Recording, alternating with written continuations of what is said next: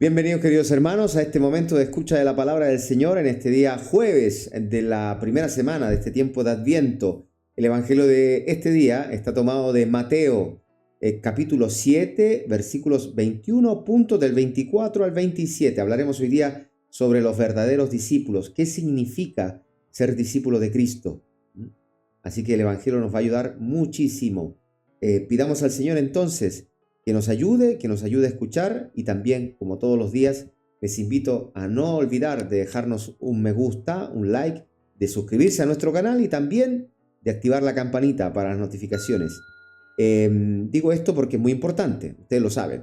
Y también lo más importante es pedir al Señor que nos mande su espíritu, el espíritu de humildad, para poder escuchar la voz del Señor que nos llama siempre a conversión, que nos llama siempre a sentirnos amados por Él. Bien, entonces, iniciamos este momento de diálogo con el Señor. En el nombre del Padre, del Hijo y del Espíritu Santo. Amén. Proclamación del Santo Evangelio según San Mateo. En aquel tiempo dijo Jesús a sus discípulos: No todo el que me diga Señor, Señor, entrará en el reino de los cielos, sino el que haga la voluntad de mi Padre que está en los cielos. Así pues, todo el que oiga estas palabras mías y las ponga en práctica, se parecerá al hombre prudente que edificó su casa sobre roca. Cayó la lluvia, vinieron los torrentes, soplaron los vientos y embistieron contra aquella casa, pero no se derrumbó porque estaba cimentada sobre roca. Pero todo el que oiga estas palabras mías y no las ponga en práctica, se parecerá al hombre insensato que edificó su casa sobre arena. Cayó la lluvia, vinieron los torrentes, soplaron los vientos e irrumpieron contra aquella casa, que se derrumbó, y su ruina fue estrepitosa. Palabra del Señor. Bien, hermanos, una palabra bellísima, una palabra que sin duda que nos invita a la conversión, nos invita a pensar que no solo de palabra tenemos que invocar al Señor. Una llamada seria a la coherencia. ¿Por qué digo esto? Porque justamente el Señor dice: no todo el que me diga Señor, Señor. Lo hemos visto, ¿no? Por ejemplo, en el Evangelio de las vírgenes prudentes. ¿Se acuerdan? Las imprudentes tocaron la puerta: Señor, Señor, ábrenos. Y el Señor dijo: no les conozco. ¿Por qué? Porque entrará en el reino de los cielos el que haga la voluntad de mi Padre, dice el Señor. ¿Qué significa el término voluntad de mi Padre? Dice la Biblia de Jerusalén que esto se refiere a dos sentidos complementarios, la voluntad del Padre. Por un lado, se habla del designio salvífico de Dios. O sea, el proyecto de Dios es nuestra salvación. Para eso ha enviado a su Hijo, para nuestra salvación. Y por otro lado, está la voluntad del Padre también, que se manifiesta en las exigencias propias de la vida cotidiana, de la vida cristiana. No son moralismos, sino es vida cristiana. Tener el espíritu del Hijo y por lo tanto vivir la vida cotidiana también, como decía el Papa San Juan Pablo II, vivir la vida ordinaria extraordinariamente. Así la vive el cristiano. ¿Por qué? Porque esta es la voluntad del Padre, que ninguno se pierda y llegue al conocimiento de la verdad. Entonces, a eso se refiere cuando el Evangelio habla de la voluntad del Padre. Ellos entrarán en el reino de los cielos. El que haga la voluntad de mi Padre, que está en los cielos. Por eso en el Padre Nuestro decimos: venga a nosotros tu reino. Hágase tu voluntad, en la tierra como en el cielo. La voluntad del Padre es que todos los hombres se salven. Y para eso vivimos la vida cristiana.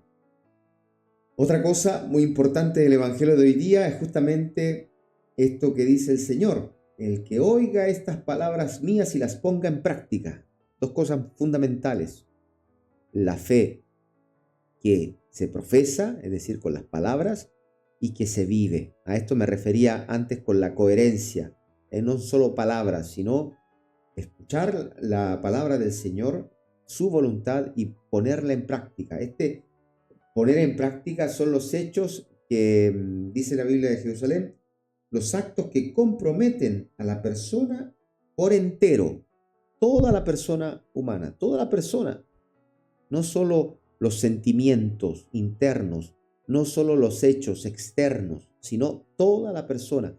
Poner en práctica es esto, toda la persona, no solamente cuando está en la iglesia, no solamente cuando reza, sino toda la vida, ¿eh? Y las mete en práctica. Dice, las ponga en práctica. Y entonces, ¿quiénes son estos?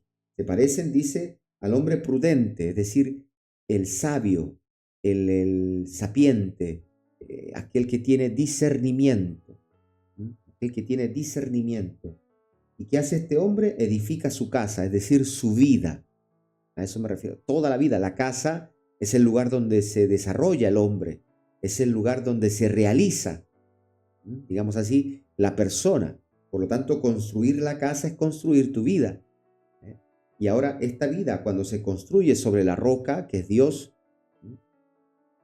en los momentos de la prueba, en los momentos de inestabilidad, pues se mantiene en pie, porque está fundada sobre la roca, que es Dios, que es la fe en Cristo, la fe en Dios. Esto no son palabras, esto son cosas concretas. Por eso la roca es también una cosa concreta, estable, que nos permite estar estables frente a los sufrimientos, frente a las cosas que quizás no esperamos en nuestra vida. Por eso hablo de inestabilidad. ¿Por qué? Porque aquí el Evangelio habla de la lluvia. La lluvia. Podemos ver los fenómenos naturales, ¿no? Cómo provocan tanto daño. También nosotros podemos sufrir así tantos problemas, ¿no? Tantos problemas que tenemos, enfermedades, etc. Y entonces estos son los torrentes, las cosas que quizás tú no puedes aceptar, cosas que te sobrepasan. Y luego están los vientos, que pueden ser aquellas ideologías, tipos de pensamientos que verdaderamente nos someten tantas veces. Nos quieren imponer un modo de pensar único. Esta sociedad nos quiere obligar a, por ejemplo, lo que decía el Papa Benedicto, esta dictadura del relativismo, que no existe la verdad, que la verdad es individual, que cada uno puede hacer lo que le dé la gana, porque no existe la verdad. Estos son los vientos. Sin embargo, nosotros conocemos la verdad que es Cristo. Cristo mismo dirá, la verdad os hará libres. Entonces, libres y estables. Y entonces, esta no se derrumba. ¿Por qué? Porque está cimentada sobre la roca. Al contrario, aquel que escucha, dice, pero todo el que oiga estas palabras mías, es decir, que escuchando no cree, escuchando pone a Dios aparte, que no lo acepta en su vida, este es el hombre insensato, imprudente. ¿Y qué hace este hombre? Pues construye sobre arena. Sabemos que la figura de la arena está siempre unida a los ídolos en la Escritura. Los ídolos de arena son, es decir, que nosotros podemos construir nuestra vida, nuestra casa, nos podemos realizar en estos falsos dioses, en aquellos superficiales, aquellos que nos dan alegrías de momento, como el dinero, como los afectos, como las cosas, lo material. Podemos fundar nuestra vida sobre eso, sin duda. Con nuestra libertad lo podemos hacer, sin duda. Pero los resultados serán siempre trágicos. Siempre, siempre, siempre. No nos engañemos. El hombre que vive sin Dios está condenado a cavar su propia tumba para vivir, no en función de la vida eterna, sino vivir para morir. Comamos y bebamos que mañana moriremos. Y se cierra el cielo y no hay trascendencia y por lo tanto estamos cavando nuestra propia fosa. ¿Por qué? Porque le hemos dado nuestra vida a falsos ídolos. Ídolos que no tienen consistencia, que no tienen estabilidad, que frente a los sufrimientos desaparecen y que nos angustian cada día más y no nos dan esa paz que nos da tener nuestra casa cimentada sobre la roca, es decir, el fundamento de nuestra vida sea siempre nuestro Señor, la voluntad de nuestro Padre. Que el Señor les bendiga en el nombre del Padre, del Hijo y del Espíritu Santo. Amén. Bien, queridos hermanos, les invito, como todos los días, en este momento, a dejarnos un like aquí abajo, también a suscribirte a nuestro canal y a activar la campanita para las notificaciones. No te olvides, esto es muy importante para nosotros, y también no te olvides de dejar tus oraciones aquí abajo en los comentarios. También les informo con respecto a mi hermana. Lamentablemente hoy día tampoco pudo entrar a pabellón, a la operación, por cosas también del hospital, etc. Hablé con ella y les agradece a todos las oraciones. Y sigan rezando por ella porque sigue en la espera. Sigue en la espera de esta operación. Así que sigan rezando por ella, les pido que recen por mi hermana Janet. Y también les invito a compartir este video con más personas. ¿Para qué? Para evangelizar, obviamente. Somos verdaderos discípulos de Cristo. La palabra hoy día nos invita a ser auténticos y también a la coherencia. Un fuerte abrazo para todos. Nos vemos mañana si Dios lo quiere.